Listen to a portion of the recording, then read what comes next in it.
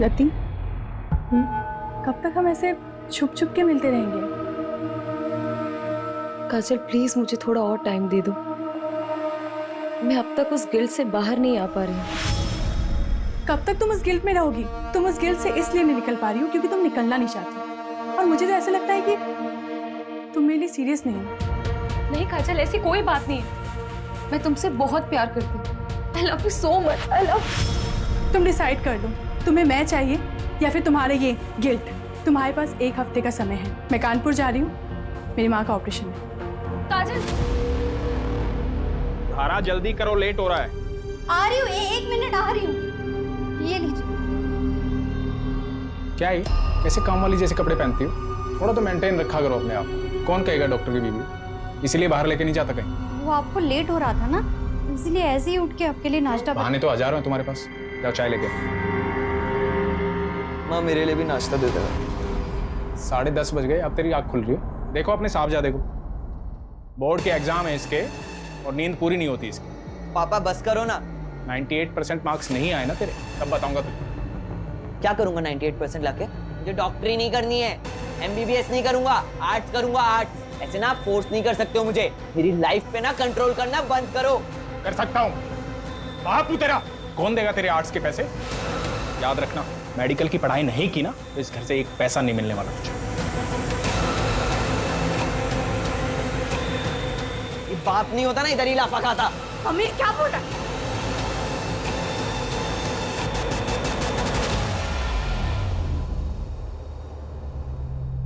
माता जी, ये दवाई मैंने लिखी है और ये हमारे कैंप की तरफ से फ्री। जुग जुग जियो बेटा, तुम बहुत ही अच्छा काम कर रहे हो। भगवान तुम्हारी सारी मनोकामना पूरी करे।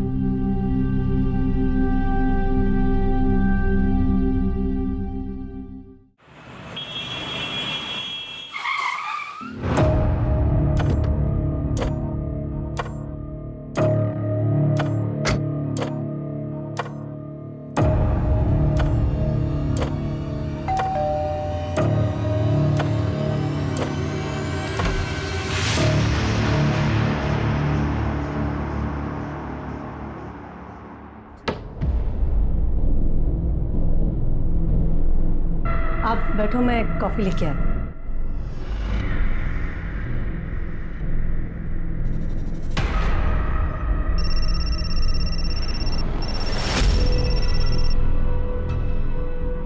रवि, वो मैंने आपसे जो 2 लाख रुपए मांगे थे ना बैंक से निकालने के लिए, वो प्लीज लेके आना। सारा फालतू चीजों के लिए पैसे नहीं है मेरे पास, पहले भी कई बार बोल चुका हूँ मैं। रवि, आप अच्छे से जानते हो मैं पैसे वेस्ट नहीं करूंगी। मुझे जरूरत है इसीलिए मांग रही हूँ। बाद में बात करता हूँ। अभी किसी पेशेंट के यहाँ आया हूँ, तबीयत ज़्यादा खराब है उसकी, आने में लेट हो जाऊँगा।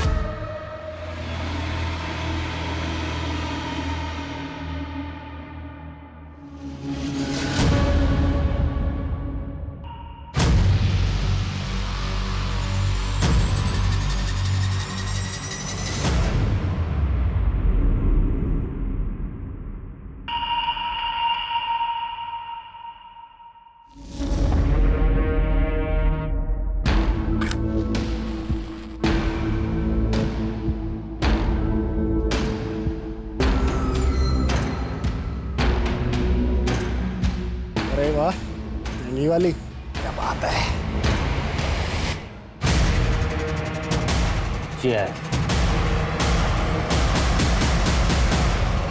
यार मेरी तो बस एक ख्वाहिश है, मुझे ना अपने बेटे को जोर से गले लगा के आई लव यू बोलना है। अरे रवि बाबू, आपके दुख की दवा तो आसान है। आप ना अपने बाप वाली ईगो ना साइड में रख के अपने बेटे को जोर से गले लगा के आई लव यू बोल दो। बिल्कुल। पर मेरे दुख की दवा नहीं है बाबू, 28 का हो चला हूँ पर कोई मिलती ही नहीं है। अरे ऐसा लुक्के के जैसा घूमेगा तो तेरे को कभी कोई नहीं मिलेगी। बाबू आप तो लुक थे नहीं हो ना, तो आपके आगे पीछे क्यों नहीं घूमती 4-5 लैला है? मुझे लुक बोल रहे हैं। भाव मैं क्या बोल रहा था कि अबे क्या कर दिया ये? हाँ, समझता नहीं तेरे को? हाथ कैसे लगाया मेरे को तूने? अरे लड़की खड़ी है, शर्म नहीं आती तुम लोगों को? हाँ?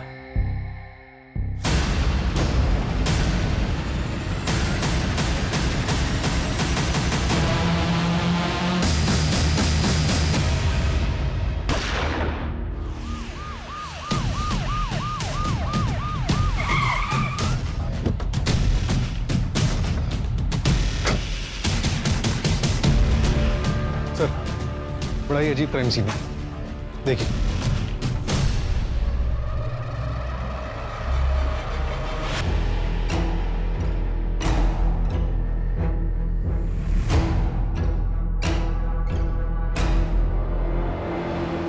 गन पॉइंट देख के लग रहा है कि इसने इसको और इसने इसको शूट किया है। और सर माहौल देखकर लग रहा है कि कल रात पार्टी चल रही थी। और देखकर ये भी लग रहा है कि ये काम एक दूसरे की सहमति से किया गया है। आई मीन एक दूसरे की सहमति से एक दूसरे को शूट किया गया। मतलब मास सुसाइड। सर ये 2 आईडीज मिले। इसका नाम प्रदीप शर्मा है और ये doctor Ravi. Doctor Ravi Yadav hospital का मालिक। तुम जानते हो इसे? हाँ, काफी फेमस डॉक्टर है। और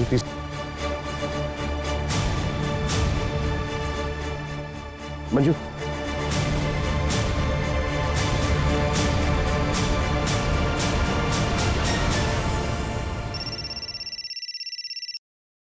हेलो हीरा। माँ क्या हुआ? समय पापा।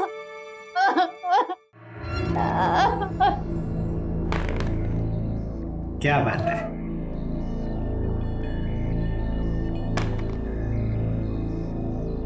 पापा आपका 1 आया था, आपने 3 क्यों चलाया? मैंने चीटिंग नहीं किया। आप चीटिंग कर रहे हो। चाय लो।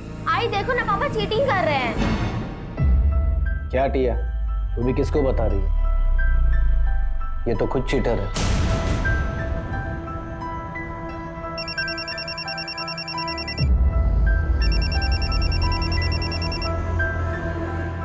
हेलो, क्या?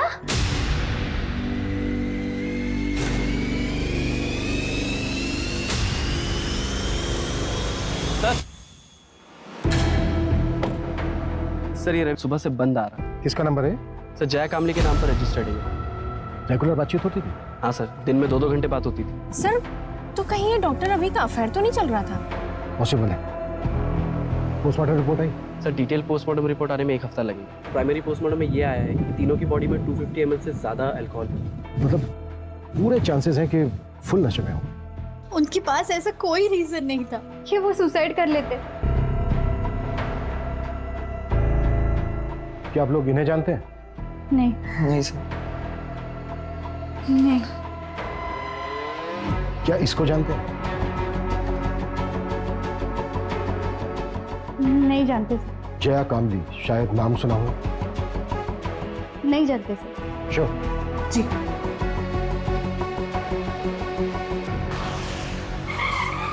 प्रदीप ने लास्ट कॉल जिस नंबर पे किया था वो नंबर आपका है, मिसेज लता तांबे। कैसे जानती थी आप प्रदीप? सर मैं अच्छी तरह जानता हूं उसे। हमारी बेटी को पढ़ाने आता था। पढ़ाता क्या था? 1 नंबर का ठरकी था। अच्छा हुआ मर गया। बिल्कुल सही। टिया, आज के लिए इतना काफी है, बाकी कल कर लेंगे। ठीक है सर। मुझे कुछ काम से बाहर जाना। ठीक सर। मेरे बेटी को हाथ कैसे लगाया तूने? मेरे बेटी को हाथ लगाया कैसे तुमने?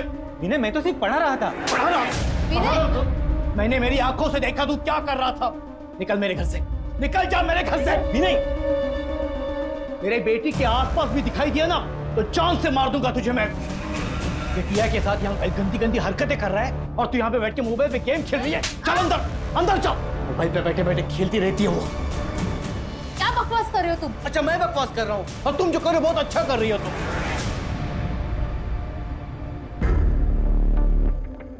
सॉरी सर, वो थोड़े गुस्से वाले हैं। मंजू, यस। इन दोनों को देखिए, कभी आपने प्रदीप के साथ प्रदीप की फैमिली में से जानती है किसी को? क्योंकि हम उसके घर पे गए थे, घर पे ताला लगा हुआ था और नेबर से भी हमें कोई खास इन्फॉर्मेशन नहीं मिली। नहीं सर, उसने कभी कुछ बताया नहीं, शायद वो अकेला ही रहता था। अच्छा मिसेस तावड़े, क्या आप कोई ऐसा रीजन जानती हैं जिसकी वजह से प्रदीप सुसाइड कर सकता है? नहीं सर, मैं अच्छे से जानती हूँ उसको। प्रदीप सुसाइड कर ही नहीं सकता। अपना वादा याद है ना तुम्हें? भूली तो नहीं? वरना मैं अभी भी पुलिस के पास जा सकती हूँ। नहीं, पुलिस के पास मत जाना। मैं रवि के अंतिम संस्कार में बिजी थी। मैं तुम्हारा काम कर देती हूँ। जल्दी करो, मैं और दिन ज्यादा वेट नहीं कर सकती हूँ। हाँ ठीक है।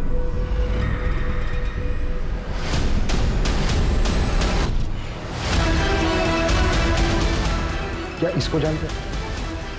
नहीं sir. Doctor, I am really worried for Rati. उसके पीए को भी कॉल किया था पर उसे भी नहीं पता वो कहाँ है। कुछ दिन की छुट्टी बोल करके गई थी। हाँ, आज रति का सेशन था पर वो आई नहीं। टू बी ऑनेस्ट, मैं खुद भी उसके लिए थोड़ा वरीड हूँ, स्पेशली लास्ट सेशन के बाद। मुझे पता था कि यही होगा। आप कितना भी भाग लो लेकिन आपके कर्म आपको ढूंढ ही लेते हैं, इसलिए मेरे साथ ये सब हो रहा है। काजल भी मुझे छोड़कर चली गई। कुछ बचा ही नहीं मेरी जिंदगी में, कुछ भी नहीं। मैंने उसे बहुत समझाया था लेकिन वो मेरी बात समझने के लिए तैयार ही नहीं थी। अगर आपसे वो कांटेक्ट करती है ना तो आप प्लीज मुझे कॉल करके बता दीजिएगा। ओके।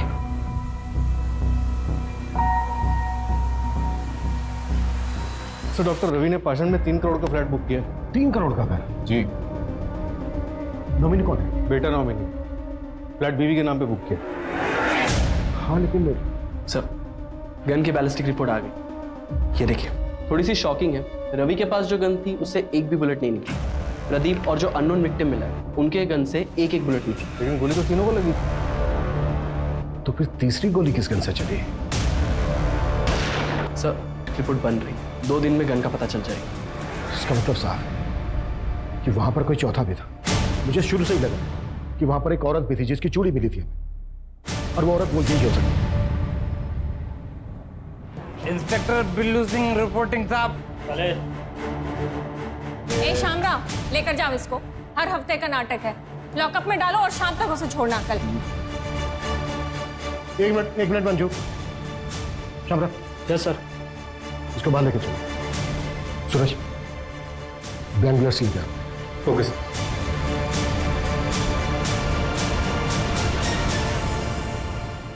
चल पकड़। गन?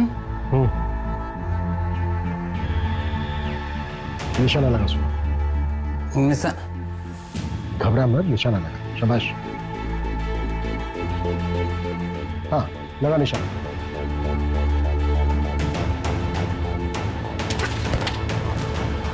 इसको तुरंत हॉस्पिटल लेके जाओ और इसका अल्कोहल कंटेंट चेक करो। क्विक। चलो। मान लेते हैं ये है मिस्टर एक्स। मिस्टर एक्स के राइट हैंड में गन थी। मिस्टर एक्स ने प्रदीप को शूट किया। प्रदीप के राइट हैंड में गन थी। प्रदीप ने रवि को शूट किया। रवि के हाथ में भी गन थी, लेकिन रवि की गन तो चली नहीं। तो फिर मिस्टर एक्स को गोली लगी कैसे? देखो, इन तीनों के ब्लड में 250 ml से ज्यादा अल्कोहल कंटेंट था। बिल्लू भी हैवी ड्रिंक करता है, जैसा कि हमने देखा कि बिल्लू ठीक से खड़ा भी नहीं हो पा रहा। निशाना लगाना तो दूर की बात। सर, तो फिर ये मिस्टर एक्स और प्रदीप का निशाना इतना सटीक कैसे लगा? दोनों में से किसी का भी निशाना नहीं चुका। इसका मतलब ये पूरा क्राइम सीन सेटअप था। एग्जैक्टली, हमें गुमराह करने के लिए। ये कोई मास सुसाइड नहीं बल्कि मास मर्डर था। इसका मतलब साफ है कि यहाँ पे इन तीनों के अलावा भी कोई चौथा था, और ये चौथा है हमारा असली मर्डर। ये ले तेरे पैसे और अपना मुंह बंद रखना। और हाँ, याद है मुझे मेरी डील? शहर छोड़ के चली जाऊंगी मैं। तेरे लिए यही अच्छा होगा। और गलती से भी समीर की कंप्लेंट पुलिस में नहीं करूंगी। बोला ना, नहीं करूंगी।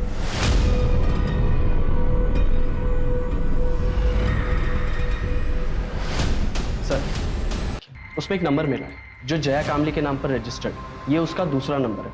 और सर, अजीब बात तो ये है, धारा और जया की बात डॉक्टर रवि के मरने के 1 दिन बाद से शुरू हुई। तो कहीं वो चौथी लड़की ये धारा, या फिर जया तो नहीं है?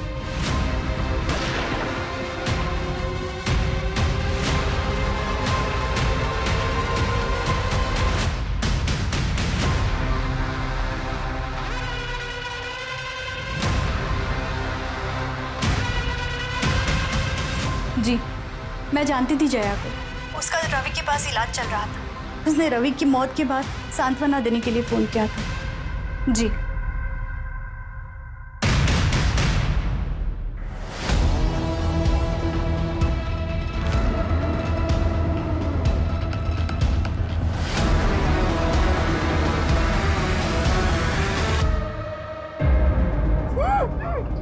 मेरे पापा से वापस मिलने की कोशिश की ना तो जान से मार दूंगा। ए, नाटक बंद कर। मेरे पापा डॉक्टर रवि तुझसे मिलने आते हैं ना, तेरे साथ इधर गुलछड़े उड़ाते हैं ना। क्या चाहती है तू? उनकी प्रॉपर्टी? एक बात कान खोल के सुन ले, मेरे पापा की प्रॉपर्टी पे सिर्फ मेरा और मेरी माँ का हक है, समझी? सूरज, जया का मूवमेंट ट्रैक हुआ? बटरफ्लाई रात को कहाँ थी? सर जया का फोन तो सिर्फ घर पे ही एक्टिव था और कोई ऐसा क्लू नहीं मिला जिससे ये पता चले कि जया क्राइम साइट पे गई। जैसे क्राइम साइट पे जाने वाले सभी रास्तों का सीसीटीवी हम स्कैन कर रहे हैं।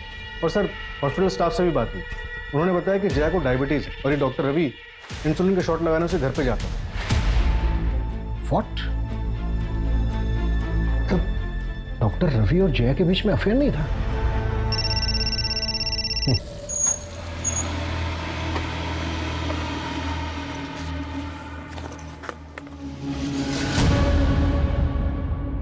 ये आपका गन और भाऊ ये आपका गन। और अक्षय भाऊ ये खास आपके लिए। अरे अक्षय भाऊ ये क्या कर रहे हो आप? अरे यार बस ट्राई कर रहा था, सॉरी। इसमें गोली दी तो मैं तो ऊपर पहुंच जाता। गोली लाया? गोली दे। हाँ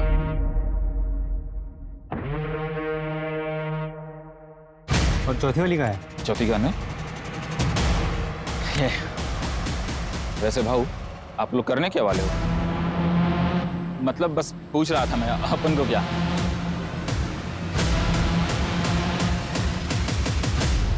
आलू? हाँ सब 3 लोग थे, 4 गन लेके गए और उनके पूरे सीट पे आलू भरे थे। ये जो तीसरा आदमी था इसका क्या नाम बताया तुमने? अक्षय नाम है उसका, यही कोरेगांव पार्क में ही रहता है। मेरा एक दोस्त है जो उसका पड़ोसी है, तो उसी ने डील कराई थी। इस अक्षय का घर परिवार? घर परिवार तो नहीं पता साहब, लेकिन वो एड्रेस दे सकता हूँ। तो शायद ये मास सुसाइड ही था। शायद हाँ। गन इन तीनों ने खुद खरीदी। सवाल ये है कि चौथी गन किसके लिए खरीदी गई? तो शायद वो गन किलर के पास। इन तीनों ने और वो चौथा आदमी औरत जो भी कोई है, इन सब ने मिलकर ये प्लान किया होगा और फिर ये चौथा शख्स बैकआउट करके आओगा। या फिर ये भी हो सकता है कि शुरू से इसका ये प्लान था। सवाल ये है कि ये चौथा शख्स कौन है और उस चौथे शख्स का इन तीनों के साथ क्या कनेक्शन? सबसे पहले हम इस कनेक्शन को ढूंढना। और सर वो आलू जो शाहिद ने बताया था, इतने सारे आलू से तो समझ में नहीं आ रहा है। मैं तो बेहोश था हॉस्पिटल में, कल ही डिस्चार्ज हुआ हूं। मुझे तो पता ही नहीं था कि अक्षय इस दुनिया में नहीं। इस महीने मेरा ऑपरेशन है, 10,000 कम पड़ रहे थे, वो इसी जुगाड़ में लगा था। उसने जिंदगी में अपने लिए कुछ नहीं किया, मेरे पीछे ही परेशान रहता था। वो कभी आत्महत्या नहीं करेगा। देखिए चंदन जी, ये तो हम नहीं कह सकते, पर क्या आपकी जान? कोई ऐसा क्यों करेगा? सीधा साधा था मेरा बेटा, न नशा, न लड़की, न कोई और ऐश, सिर्फ मेहनत करना जानता था। चंदन जी, ये 2 लोग हैं जिनकी बॉडी हमें आपके बेटे अक्षय की बॉडी के साथ मिली थी। आप जानते हैं इन्हें? नहीं, मैंने इनको नहीं कभी देखा। ठीक है चंदन जी, अभी आप अपने घर जा सकते हैं। मंजू, गायकवाड़ को बोलो कि वो इनको इनके घर तक छोड़ दें।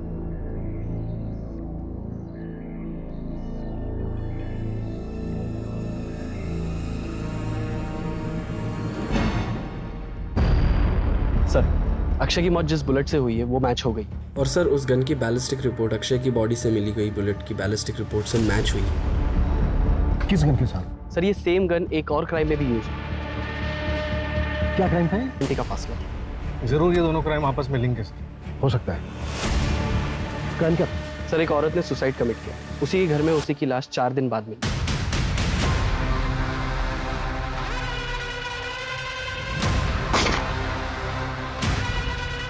क्या यार रति तुम?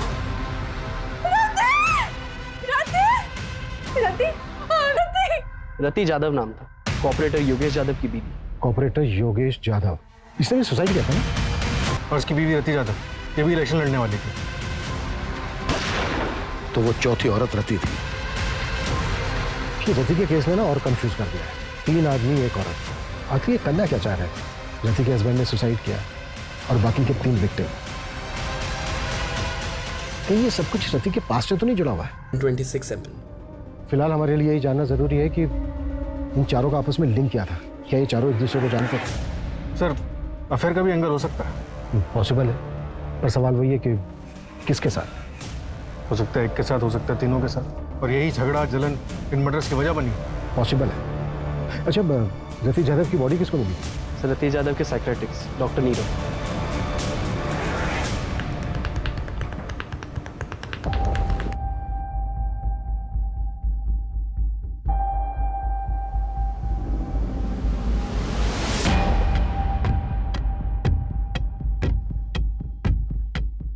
हेलो सर, रियली सॉरी, आप लोग काफी टाइम से वेट कर रहे हैं क्या? नहीं, इट्स ओके। एक्चुअली हमें आपसे रति यादव के बारे में बात करनी थी। आप रति के डॉक्टर थे ना? जी। दरअसल हमें ये जानना था कि क्या रति किसी बात को लेकर परेशान थी? जी, एक्चुअली रति गिल्ट में थी। ये समझ नहीं पा रही हूँ कि ये गिल्ट खत्म कैसे होगा। गिल्ट? किस बात का गिल्ट था रति को?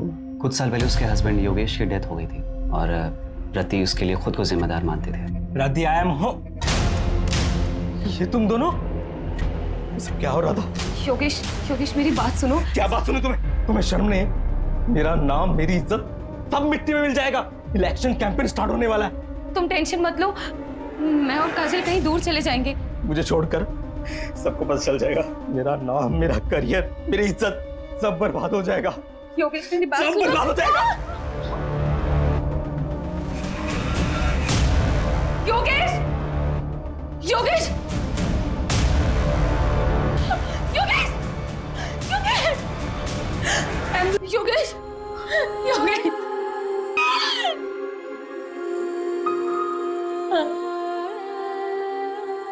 सर ये सब सच है। सर हमारे रिलेशन को कोई नहीं समझता। फैमिली और सोसाइटी के प्रेशर में हम दोनों ने शादी तो कर ली, लेकिन हम अपने अपने हस्बैंड के साथ खुश नहीं थे। हमने भागने का प्लान बनाया था, लेकिन सर रति योगेश के सुसाइड से उभर ही नहीं पा रही थी। सर वो अब्रॉड जाने के लिए तैयार तो हो गई थी, लेकिन उसको वो गिल्ट खाया जा रहा था। अब्रॉड जाने के लिए? और वो इलेक्शंस? सब वो ये सब कभी नहीं करना चाहती थी। वो तो योगेश के शुरू किए हुए प्रोजेक्ट्स को कंप्लीट करना चाहती थी। उसके बाद ईयर एंड में हमारा कनाडा जाने का प्लान था। अब कनाडा सेटल होने का प्लान था। वहाँ की एक यूनिवर्सिटी में मैंने पीएचडी का फॉर्म भी फिलअप कर दिया था। सब कुछ ठीक चल रहा था, सब कुछ। लेकिन उस दिन हमारे बीच झगड़ा हो गया। कब तक तुम उस गिल्ट में रहोगी? और मुझे तो ऐसा लगता है कि तुम मेरे लिए सीरियस नहीं हो। नहीं काजल, ऐसी कोई बात नहीं। I love you so much, I love. और मैं कानपुर चली गई। सब मेरी गलती है सर। ठीक है।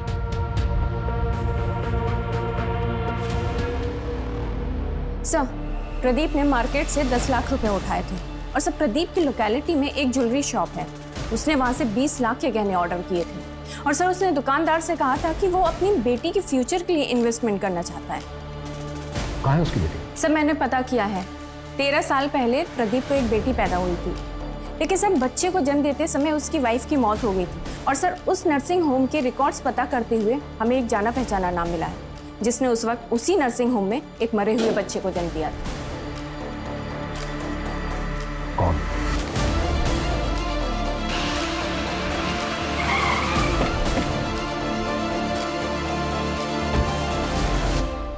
क्या मेरी बेटी टिया मेरी बेटी नहीं है, उस प्रदीप की बेटी है? ये बात तुम्हें पता नहीं थी? नहीं सर, इन्हें नहीं पता। वो मेरी प्रीमेच्योर डिलीवरी हुई थी, उस वक्त ये शहर से बाहर थे, इन्हें कुछ भी नहीं पता। सब कुछ अचानक हुआ सर, और मैंने भी इनसे बात छुपा ली, वरना प्रदीप की तरह ये भी मरे हुए बच्चे की बात सुन के टूट जाते। विनय, हाँ 14 अप्रैल की रात को 8 से 12 के बीच में कहाँ थे तुम? विनय सर यही घर पे ही थे, मेरे और टिया के साथ।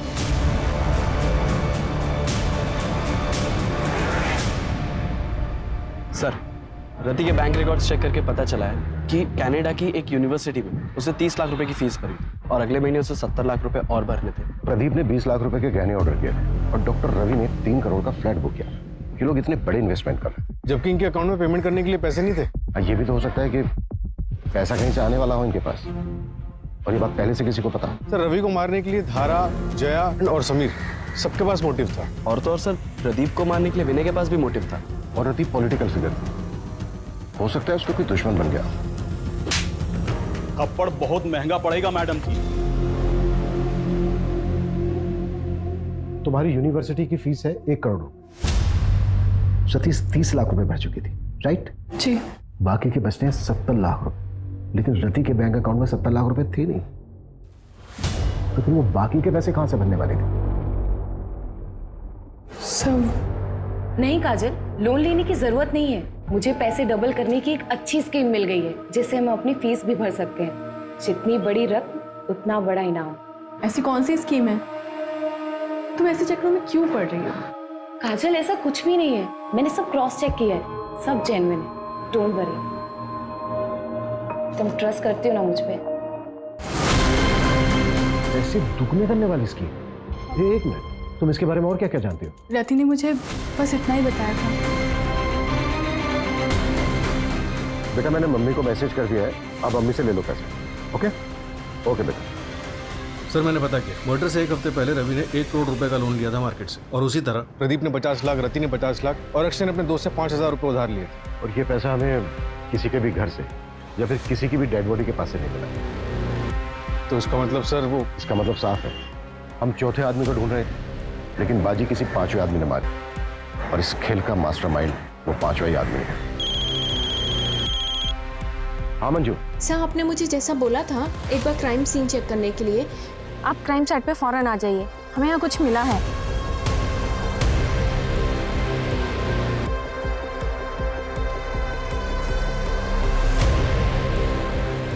सूरज,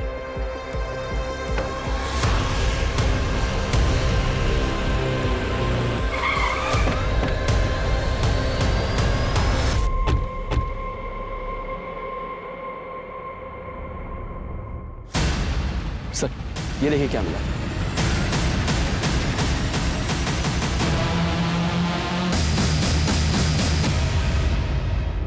ये चल क्या रहा है यार? जमीन के अंदर मटकों में आलू। गन सेलर शाहिद ने उन तीनों को गन बेचते वक्त उनकी कार में बहुत सारे आलू देखे थे। Right sir. 4 डेड बॉडीज, इतने सारे सस्पेक्ट्स, पैसा दुगना करने की स्कीम। मुझे पैसे डबल करने की एक अच्छी स्कीम मिल गई है। मास सुसाइड करने का नाटक, और ये जमीन के अंदर इतने सारे मटकों में दबे हुए आलू। सूरज, हमें उस 5वें आदमी को जल्द से जल्द ढूंढना होगा, लेकिन फिर वही सवाल कि वो 5वां आदमी है कौन और कहां है? सर, जैसे आपने बोला था, मैंने वो लाइन जितनी बड़ी रकम उतना बड़ा इनाम, उसके बारे में ऑनलाइन सर्च किया तो 10 साल पुराना एक केस गोरखपुर का मिला है। ये रही उसकी फाइल।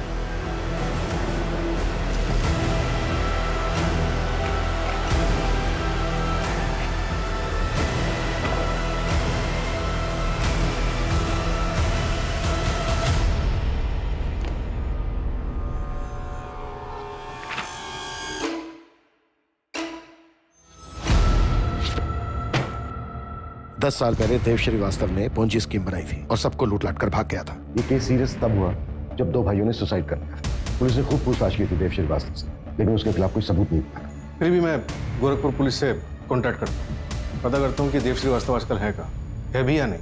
क्विक। सर, देव श्रीवास्तव 4 साल पहले मर चुका। एक और डेड है? नहीं सर, देव का एक बेटा है जो 2 साल पहले यहीं पुणे में शिफ्ट हुआ था। इसका हमारे किसी सस्पेक्ट के साथ कोई कनेक्शन है? हाँ सर। ये देखिए,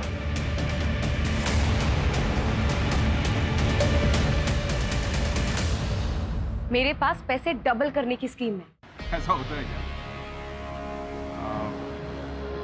आदमी भरोसे का? हाँ, मैं उसे अच्छे से जानती हूँ, लेकिन एक आदमी और चाहिए विधि के लिए। वो तो मैं ले आऊंगा। अरे पर पैसे लेके भाग गया तो? अरे नहीं यार, रति ने मुझे बोला है पहले वो डेमो देगा। क्या डेमो के लिए पैसे देने होंगे? अरे नहीं नहीं, डेमो के लिए पैसे नहीं, कुछ और लगेगा।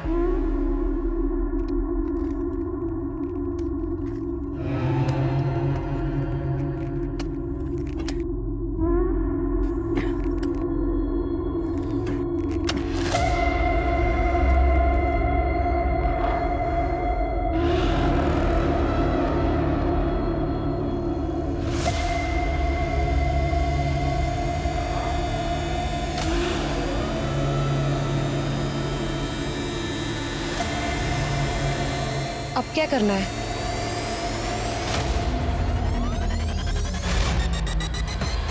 तुम चारों का कार्य समाप्त हुआ और मेरा कार्य आरंभ। इसके लिए तो तुम्हारे पास एक ही रास्ता है। तुम तुम्हारी पार्टनर काजल के साथ अब्रॉड चली जाओ। लेकिन डॉक्टर, मेरे पास इतने पैसे नहीं हैं। इसके लिए मेरे पास एक रास्ता है, सीक्रेट है। मैं पैसे डबल कर सकता हूँ। क्या? कैसे? एक तरीका है, अब साइंटिफिक नहीं है, और इस विधि को पूरा करने के लिए तुम्हें 4 लोगों को इकट्ठा करना हो जो कि पैसा डबल करने की चाह रखते हो। लेकिन डॉक्टर, ये सब होगा कैसे? पहले तुम 4 लोगों को आइडेंटिफाई कर लो, उसके बाद मैं तुम्हें डेमो भी दे दूंगा। उसके बाद अगर तुम चारों को मुझ पर भरोसा होता है तब पैसे लेकर आना।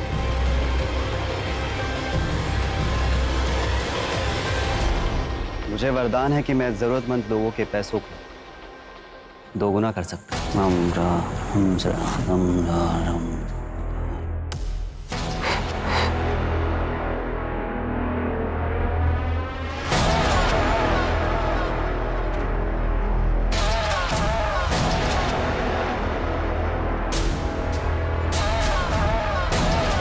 यहाँ आओ, यहाँ खोदो। सच क्या है खुद ब खुद पता चल रहा है।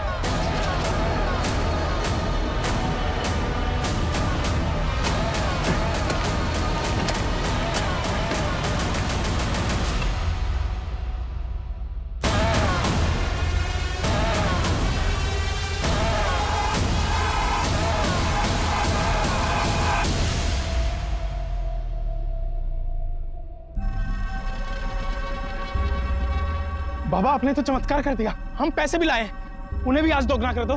पैसों को 2 गुना करने के लिए इससे भी मुश्किल विधि करनी पड़ी। मैंने रति को बताया था, इसके लिए शस्त्र की भी पूजा होती है।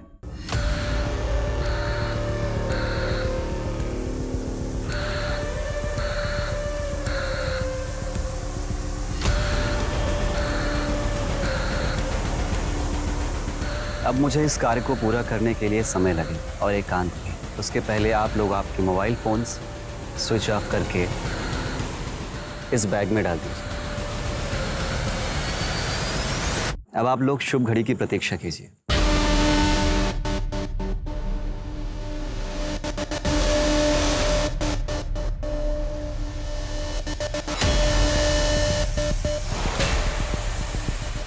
भाव मैं क्या बोल रहा था कि अरे क्या कर दिया ये? हाँ, समझता नहीं तेरे को?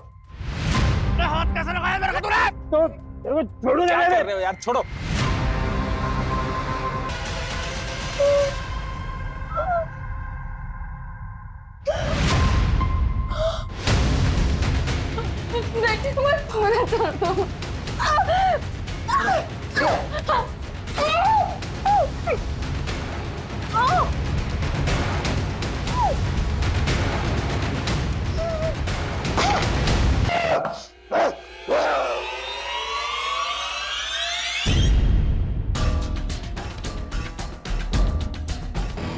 अबे तूने देखा ना कि मैंने कैसे सबको बेवकूफ बनाया, और वो पुलिस वाला वो भी मेरी एक्टिंग समझ नहीं पाया।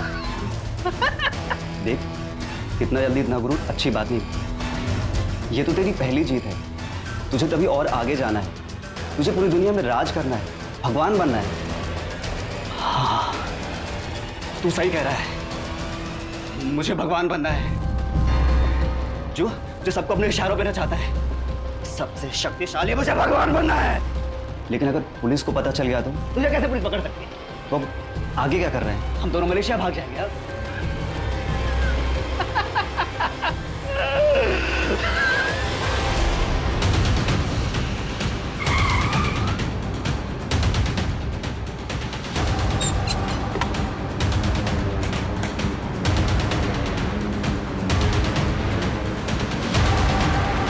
सूरज, पूरे शहर में मुझे नाकाबंदी चाहिए। हर जगह पर मेरा की फोटो खिंचवाओ, खास करके शहर के बॉर्डर।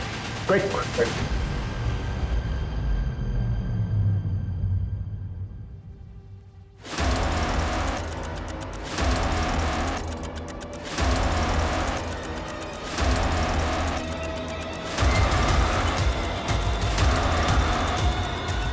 आप लिसन, तुम रूम में जाके शैंपेन निकालो। ओके। मैं बस 2 मिनट में आया।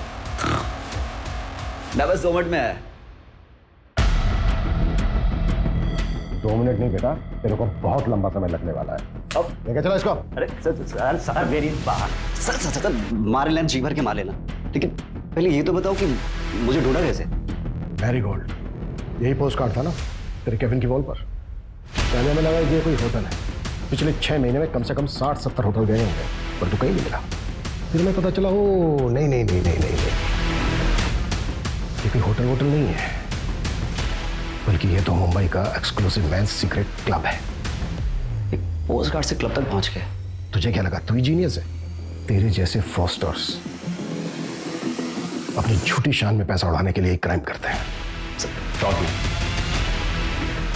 जीनियस हूं, अपने इशारे पे लोगों को नचाता हूं, और वो चारों तो अपने लालच की वजह से मारेगा। मेरा उसमें कोई रोल नहीं। वो चारों लालची, और तू निर्मोही जिसे कोई मोह नहीं। अरे तूने तो उस अक्षय तक को नहीं छोड़ा। वो बेचारा 5,000 रुपए डबल करना चाहता था, पता है क्यों? ताकि वो अपने बीमार बाप का ऑपरेशन करा सके। आती हुई लक्ष्मी को कौन जाने देना चाहता है? मैंने तो बस एक शतरंज की खेल की तरह जाल बिछाया, जो फंसा हो गया। बेटा अब हम तुझे भी नहीं जाने देंगे। अब अपनी पूरी जिंदगी जेल में खेलना था।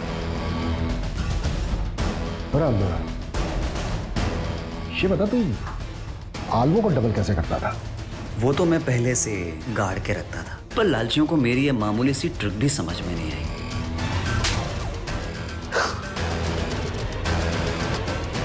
नीरव को कोर्ट ने आईपीसी की धारा 302 एंटी सुपरस्टिशन और ब्लैक मैजिक के तहत दोषी पाया और 14 साल की सजा सुनाई। लालच एक ऐसी बला है